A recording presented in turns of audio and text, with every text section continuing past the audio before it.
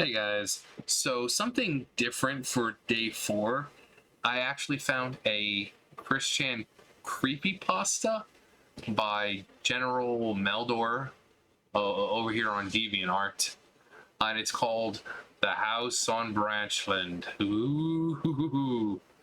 Um, I just tried to record a video like 3 times, and each time something fucking happened, so I think I'll probably save it for tomorrow. But yeah, I mean, how often do you get to see a freaking Chris Chan creepypasta? Although his life is one damn creepypasta. um, but yeah, this is The House on Branchland. Uh, so if you're watching, you don't really have to watch. Just turn me up and go about your business. Kind of a longer one, it looks like. I don't know if it has anything to do with Chris, but I typed in Chris Chan creepypasta, and this was one of the things that popped up. So, anyways, let us begin. The House on Branchland, a creepypasta by General Meldor. My name, you may ask? Samuel Chase, an urban explorer of sorts. I like to see abandoned places and walk along paths that have been long since forgotten. This is a book that I'm writing in order to chronicle my journey around the United States. My goal is to see every ghost town that remains standing. That actually sounds pretty fun. Some of them are full cities, some are merely ruins. In this book, there's no details left out, and every word is truth. March 19th, 2018. Only a few days before, I finished exploring the 2 sites in North Carolina. I'm in North Carolina. You're exploring me, because I'm that old. That I needed to see. Proctor was the first ghost town that I visited. Proctor was a small town until it was mostly flooded by the construction of the Fontana Dam in 1945. Some parts could only be reached by boat, while some buildings and cemetery remained undisturbed, and some buildings can only be seen if the water level is low. Mortimer was the second location. Mortimer was a well-known lumber town. Not much stands today, but there are still some residents and the ruins of the old mills, and the ruin of the old mills were beautiful. Now that I think about it, the whole area was beautiful. These 2 places will be explored in more detail on more specific pages. Today I have entered the state of Virginia. My goal in the next couple of days is to reach Jefferson National Forest. In this forest there are ruins of Lignite, a town in the 1800s that was well known for its iron ore refineries. After the iron ran out, everyone left. The National Park Service of Virginia has been planning for a while to remove these ruins and place a few hiking trails through the area. I want to see these ruins before they are gone. I was too late for the Chippewa Lake Amusement Park, and I will not let another opportunity slip by. Tonight I will rest in Richmond, and tomorrow I will venture onward to the forest until night. March 23rd, 2018. I haven't slept for 3 days. I'm just confused and frightened. I feel like it is still watching me. How much time has passed? 23rd, 19. Okay, so a couple days have passed. I feel like it's still watching me. I think the best way to cope with this will be recount the tale. This may seem counterintuitive, but for me, putting it down on paper helps me understand things better. Perhaps the event will be easier to understand if it is not cooped up in my mind. Perhaps it really was just a horrifically vivid nightmare. I've had those multiple times in the past, or lucid dreams, or sleep paralysis. On the 20th of March, okay, that explains it. So where he says he hasn't slept in 3 days. I made my way through Richmond and followed the road through Charlottesville in its suburb, Ruckersville. Ruckersville seemed to have seen better days. Not quite a ghost town at that point, but it was pretty close. Had I been done with this project 10 years from now, Ruckersville would be in this book. Ruckersville would be in this book. Many of the houses were wrecked and collapsed, but there was one house which almost stood out from amongst the overgrowth. I somehow managed to get myself lost and ended up in a cul-de-sac with only 2 houses still standing, and only one looked structurally safe.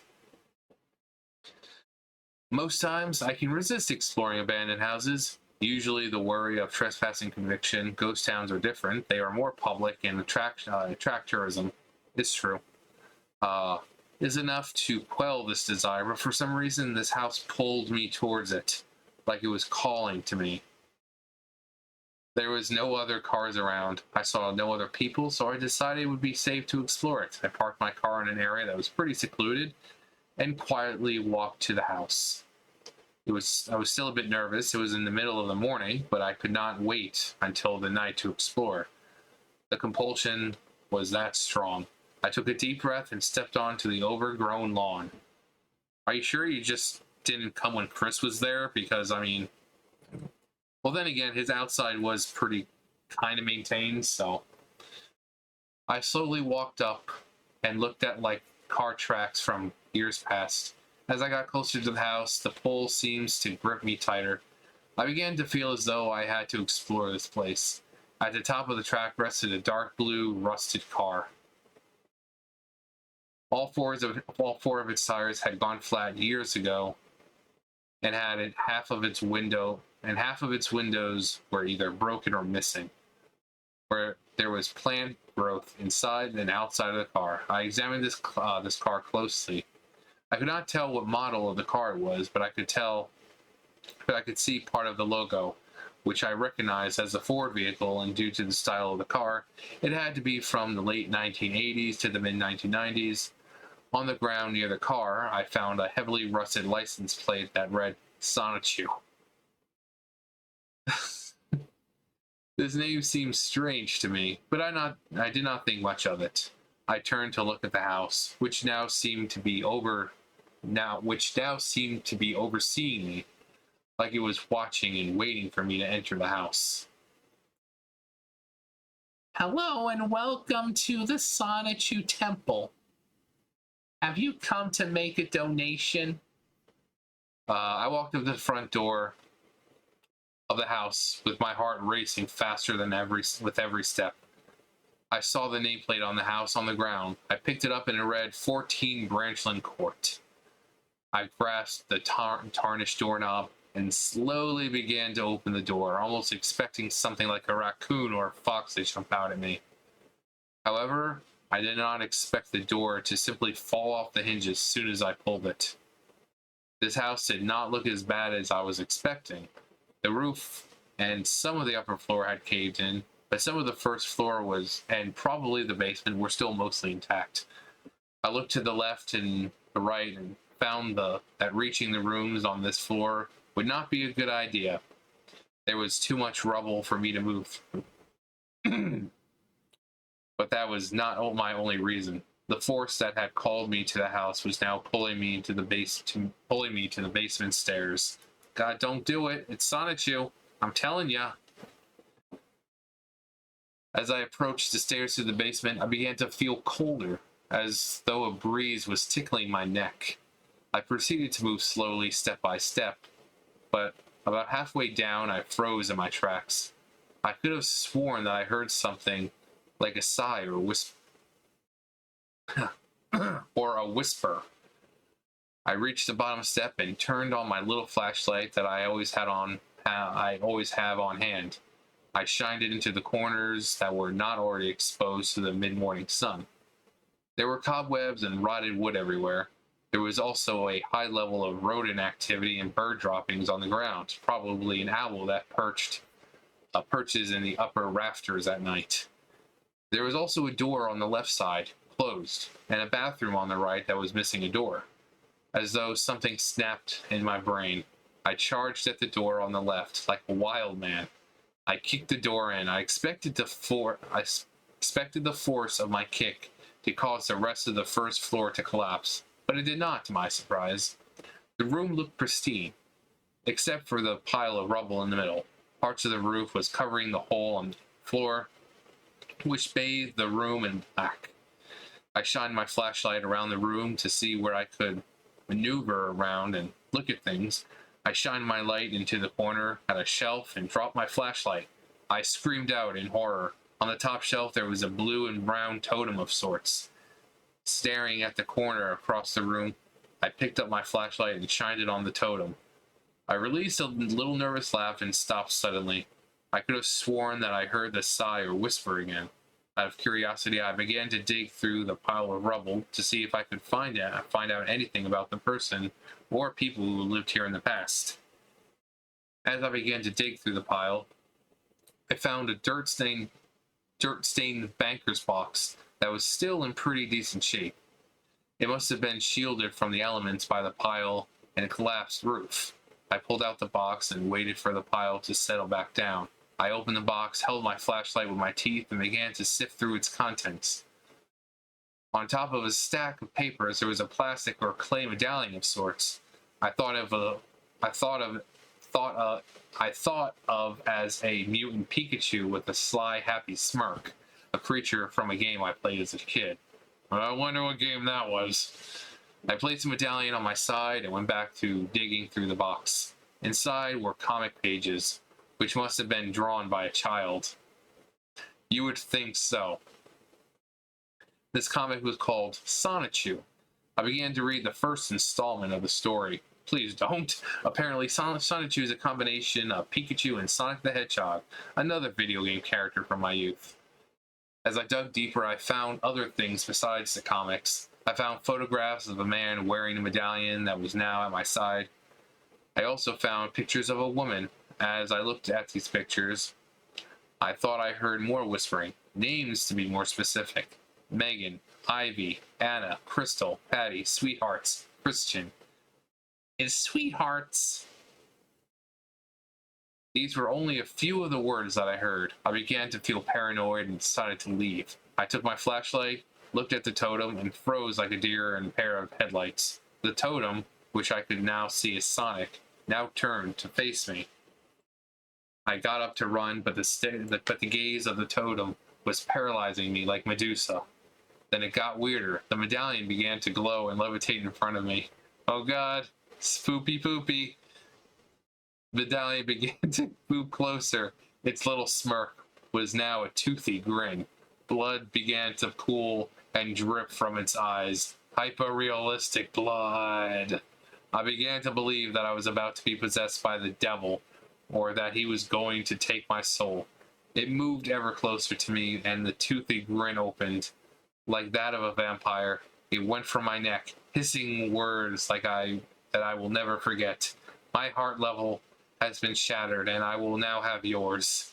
You are not a boyfriend-free girl, and that means you are a jerk. The medallion began to glow even brighter, like it was charging up a spell or something. Curse ye, ha, may. Oh God, please don't finish it. I had to face my fear. Don't do it. It's not worth your life. I found a piece of rubble and threw it at the totem. I was not shining my flashlight on it, but I heard it fall over and roll. I was free of its gaze. Right before it finished its spell, I shined my flashlight on it. It stopped charging and it hissed angrily. I turned my back into the room, and I turned my back to the room and ran out into the light, but the medallion did not follow. I guess it did not like sunlight, or light in general. It's taking all kinds of stabs at Chris, huh? I did not want to, but I turned my attention back to the medallion. The medallion just hovered there, looking at me like I was a tasty morsel on the other side of an invisible wall. I thought to escape at this point, but the medallion compelled me to stay. I stopped thinking rationally. I just wanted that thing destroyed. Then I saw it. The totem had somehow rolled back into my line of sight. Out of its mouth came a thick black fog that began to engulf this room as well. I tried to run up the stairs, but the invisible wall was now blocking my only exit. My heart then stopped. The medallion began to float over to me again, almost faster than it had before. It wanted my flesh, and I was not about to feed it. At this point, the flashlight was no longer effective. I had had only seconds to react. I bolted for the totem. I picked it up, not wanting to make the same mistake twice. Threw it with all my strength at the ground. I shattered the totem on the ground. The fog began to dissipate, but the medallion was on top of me at this point. It drove its razor-sharp teeth into my left arm like a piranha. The pain was unbearable, and I screamed in agony. I did not care at this point if I was arrested for trespassing. A jail cell was better than this dark pit. I just had to hold out long enough for the fog to vanish. I began to feel the blood roll down my arm.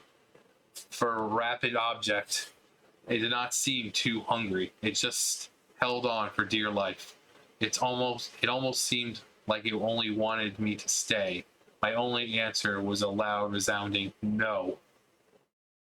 The fog dissipated, and the medallion cried out in pain with a screech so high that it could shatter glass, which caused it to lose grip on me. It writhed on the ground and began to smoke like it was burning.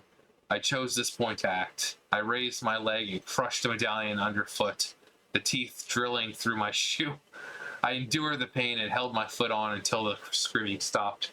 When it finally stopped, I felt the ground beneath. I felt the ground begin to shake. To my surprise, the invisible wall was gone. But I could not worry about that now. The house was about to collapse, and I needed to get out. I ran up the stairs as fast as I could. The front door seemed to move farther and farther from me, but I managed to escape. As I left through the door, the house finally collapsed in on itself. I fell back onto the grass, weakened by my ordeal and blood loss. I had to act quickly, and I needed to get to the hospital. I always have a first aid kit in my car, and I patched up the wound on my arm. Luckily, the medallion did not take off too much skin. My foot was in better shape. It hurt a lot, but it was not that bad. At the hospital, I was given a shot of morphine, the good stuff, while the nurse stitched me back up. I tried to tell her the truth of what I encountered, but she thought it was just the morphine talking. Upon reflection, that reaction was a good thing. The experience has shaken me, but now it seems kind of silly. But I know it's not a story. I saw this and experienced it firsthand. I saw the paranormal. Now it's science. Not many people believe in the paranormal now. So my story of the junkyard mishap that I told the nurse will be the truth forevermore. Where to now, Samuel Chase, you may ask? My answer, off to Lignite, Virginia. Now to finish this book. Spoopy boopy. Just a little horror story I decided to write for the forums. This is my first time delving into horror genre. I mean, it had all the great classic tropes of a creepypasta, the blood coming out, and things hovering in front of you, and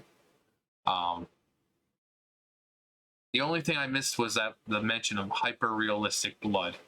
You know, because when you have a creepypasta, you got to mention how it's hyper-realistic. So, hyper-realistic blood. I mean, Sonic 2 has always been a horror story about an invisible monster taking away everyone he didn't like. Just look at issue number 10.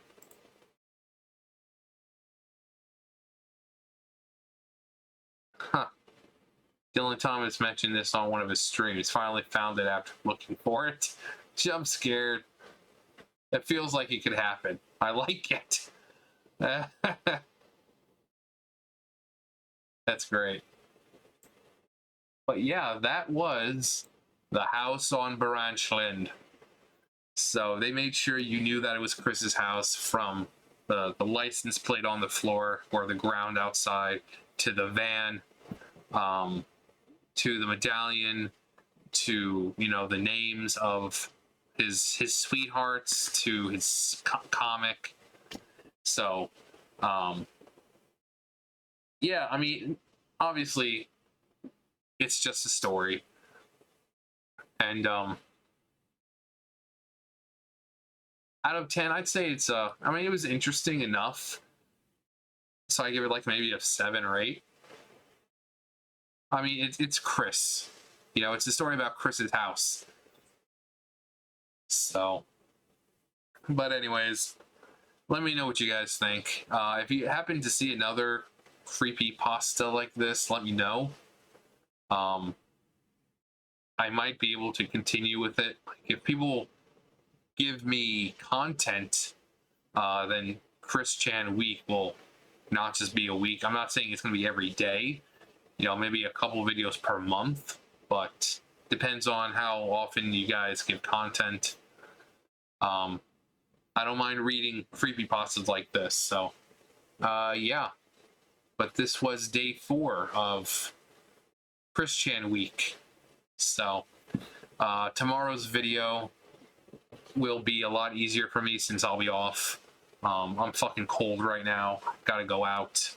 The other one, like the video I was trying to record, like I said, 3 fucking times I tried to record that goddamn thing and it kept fucking up.